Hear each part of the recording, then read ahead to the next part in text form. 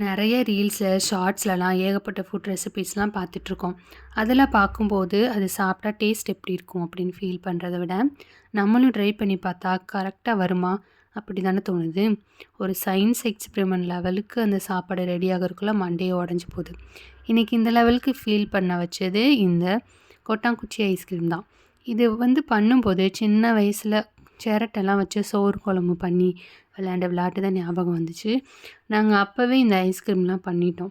களிமண்ண தண்ணி ஊத்தி நல்லா குழப்பி ஸ்டஃப் பண்ணி, "இங்க பாரு ஐஸ்கிரீம் பண்ணியிருக்கேன். அதுவும் சாக்லேட் ஐஸ்கிரீம் பண்ணியிருக்கேன்" அப்படின்னு சொல்லி விளையாண்டுருக்கோம்.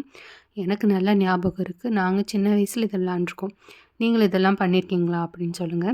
அது மட்டும் இல்லாம, இது 90ஸ் கிட்ஸ்லாம் ஓல்டு ரெசிபி தான் போல.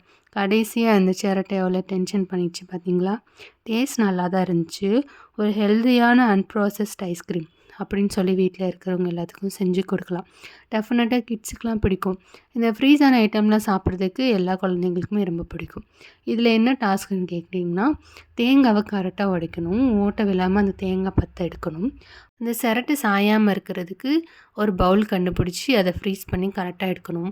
இந்த ஐஸ்கிரீம்லாம் யாரெல்லாம் செஞ்சு பார்த்தீங்க? சக்ஸஸ்ஃபுல்லா வந்துச்சா? அப்படின்னு கண்டிப்பா கமெண்ட்ஸ்ல சொல்லுங்க. Tata bye bye.